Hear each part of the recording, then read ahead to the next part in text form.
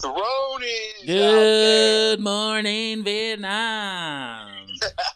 The What is Dead May Never Die episode 5. What is dead may never die. I don't know, Pax. We may have to pay royalties on that entrance there. I may have to edit that out. I'm not exactly sure how that works. I don't either. It's all good. It's all good. Hey, and we'll hit him with El Presidente. You know, we'll show him the lawsuit that we get in the mail, so it's not a big deal. Yeah, there you go. Not a big deal. We're going to start fighting war against lawsuits. Any pub is good pub, Pags. Not a big deal. But hey, man, we had the second to last episode raining down last night, and based on what I've heard from the internet, it was a wild one. It was fucking crazy. You got Daenerys Targaryen losing her shit, killing her fucking advisors to start off the episode, promising Tyrion Lannister that she's going to call off the horses once the war is won. So she wins the war. She blows the fucking walls off of King's Landing, destroys the entire Golden Army, this army that she has promised, Cersei had promised will win her the war. Whoa. So she turns on an army that she was supposed to help? Cersei bought this army, the fucking Golden Company, to pretty much fend off Daenerys' forces. And they're standing outside of this fucking castle like, okay, we got a lot of troops, we're going to take you on. Before they even fight, behind them, the dragon blows the fucking wall off and pretty much crushes them all, and they last about 10 seconds on screen. Yes. This is what I'm talking about, Pags. I am definitely on Team Dragon and Team White Walker. I've realized over the last week I am Team Non-Human when it comes to Game of Thrones. Soul. I am a dark soul. Hell, this show is as dark as it gets. We might as well take it to the extreme and embrace the darkness. Therefore, I am pro-creature and not pro-human for Game of Thrones. So I was a big fan of hearing the dragons raining down some chaos. So it gets to the point where Cersei's sitting up in her tower. She's like, I still got all this shit. She's still got her smug fucking look on her face. Like, this is my town. You guys aren't taking it. I'm the queen. As she's literally watching this dragon blow up her entire army.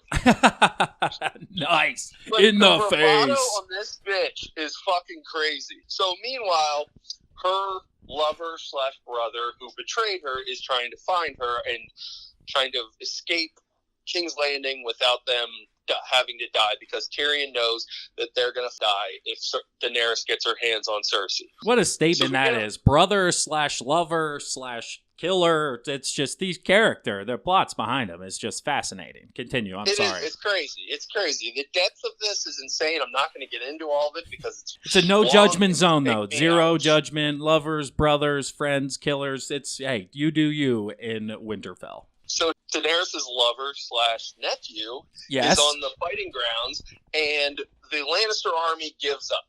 They throw their swords down, and the bells start ringing, and Daenerys promises Tyrion, I'll call off the troops once those bells ring and they accept me as the queen. Well, not so much. The Queen of Dragons sitting there on her dragon just fucking stewing. Oh, man. Even though she has won the war, all of a sudden, shit goes awry.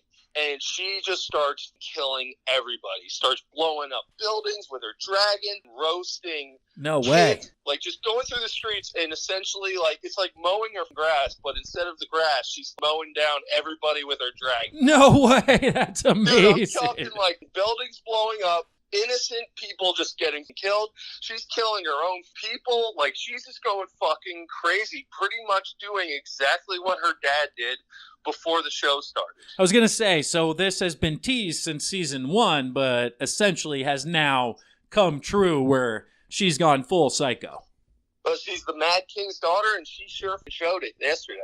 Well, that mad stuff must be genetic. So Tyrion's watching this, and just like the ultimate Ben Wyatt face from Parks and Rec, just mouth open, just like, what is she doing? And Jon Snow's trying to defend her, and then all of a sudden he realizes that shit's going crazy. He starts killing his own men because they're trying to rape these women and children in the streets. Pretty much just absolute riot chaos. Meanwhile, Arya is on her way up to fucking kill this queen because she's one of the names on her list. And the Hound's basically like, you don't want to be like me. You need to just live this. So the Hound tells Arya to fucking go. So Arya starts trying to help the people on the streets. Before we get into Arya's timeline there, take me through your reaction to that initial scene / battle, because I let you know as pro dragon, I was kind of happy with what went down. How were you feeling during all this? So, like, who are you rooting for, Pags? All right, so before the bells ring, I am pro dragon. Like, this is fucking awesome. She's winning. We're finally gonna have the good guy win. And then she starts killing everybody, and I get this uncomfortable feeling in my stomach, like, holy shit, she has just gone mad. And I was kind of getting pissed off because I'm like, I love Daenerys, but this is making me really uncomfortable. Oh, man. So obviously we're going to get the a heavyweight bout between two powerhouses, and the one is just destroying it. And it's like, I concede, and then you just keep bashing the person's face in until they're dead. Oh, goodness gracious. Okay, so now take me through Arya. What's she doing now that she is the one who killed the Night King? In the streets. She was with the Hound. They were on a mission. Arya was there to kill the queen, and the Hound is on the mission to fight his brother, the guy that burned his face off when he was a young kid. Yep, I remember that being teased. The Hound ends up convincing Arya to go, so Arya goes into the streets to help the people get away and, like, save them from this dragon killing everybody. Meanwhile, we get the Clegane Bowl. The bowl we have been waiting for episodes. And we get it. The Hound is about to fight the Mountain. Cersei's like, you need to defend me. And the Mountain just crushes the hand of the queen, Qyburn, crushes his face. And Cersei kind of just walks off like, shit. All right, well, you two fight. I'm going to try to escape. And they fight, and it is epic. It's on a stairwell. You see the dragon in the background blowing shit up. And meanwhile, these two motherfuckers are fighting. The Hound stabs the Mountain right in the chest, stabs him in the face, and this fucker doesn't die. And the Hound just starts laughing. Like, I think his line was, will you fucking die already? And he just looks like this big-ass zombie-looking motherfucker. Basically, if the Night King looked like him, it would have been even more epic. So how does it end? Does one kill the other? The Hound realizes that he can't kill this guy. He stabbed him right in the eye. The Mountain is trying to pull the knife out of his eye. And the Hound, who is terrified of fire ever since his brother burned his face off, he tackles him off the building, and they pretty much both fall to their death / engulfed in fire.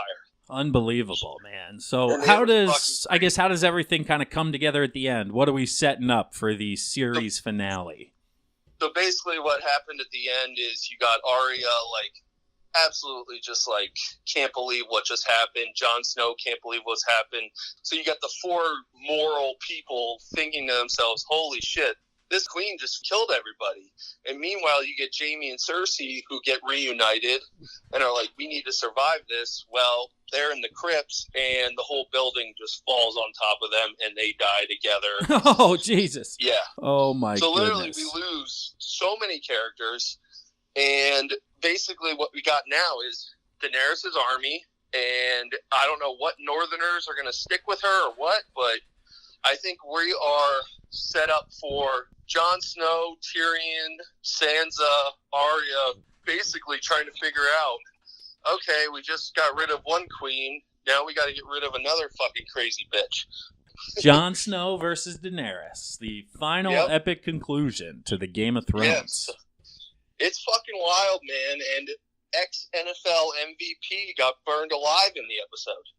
Ex-NFL MVP? Who was in this one? Aaron Rodgers. No, no way. Did he have any lines?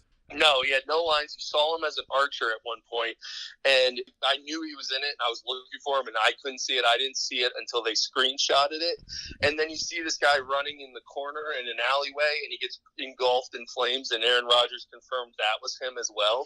So he had two scenes.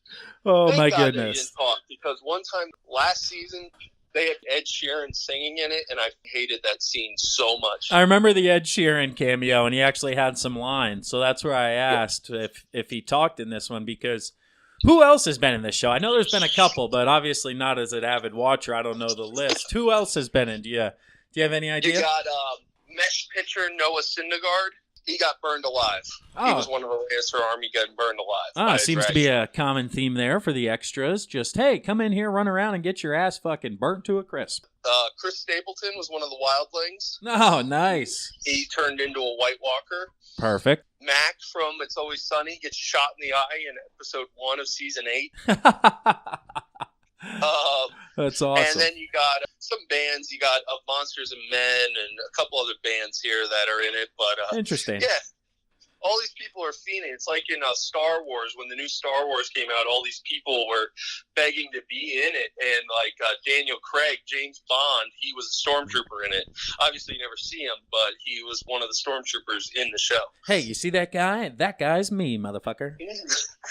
So, yeah, you got all these celebrities begging to be in it, and some of them got in, some of them didn't. But episode 6 is going to be interesting. I don't know what's going to happen. My dad thinks that they're going to go one of those fast forward, kind of like 3 years ahead thing, and see what happens from there. I have no idea where they can go from here. It's going to be basically everybody's darling Daenerys Targaryen is now bad, and we'll have to see how they portray her in this last episode. We got a plot twist for one last episode here in a fight between Jon Snow and his ex-lover / cousin. I actually think Tyrion, her hand is going to kill her. Oh, there you go. Well, look at you. We'll see. And then him and his brother will both be King Slayers, or Queen Slayers, if you will. Oh, of course. But yeah, man, that's pretty cool. Game of Thrones all the way down to one episode. We have one episode left here of the What Is Dead May Never Die podcast on Too Close to Call. I've enjoyed your takes, Pags. You've been entertaining me here for the past, 2 months? It's all up to the Game of Thrones people. If they make a good episode, I'm excited about it. You're going to get some good takes out of it. Get some hot takes. Hot takes over here. Hot takes. 2 for $1. 2 for $1. But as always, we appreciate you guys listening. Please give us a 5-star review. Those are super key, as we've learned on iTunes, to continue to move forward and grow the business. So do us a favor. Click on those. The 30 or so people who have done it already, we much appreciate it. But hey, steal your friend's phone, steal your parents' phone, give us 5 stars there, and we'll talk to you guys tomorrow as always. Absolutely, guys. Enjoy it. Soak it in. Watch this episode again. Listen to the podcast while you're watching the episode. See if we're missing anything, and we'll talk to you next week. Later. Peace.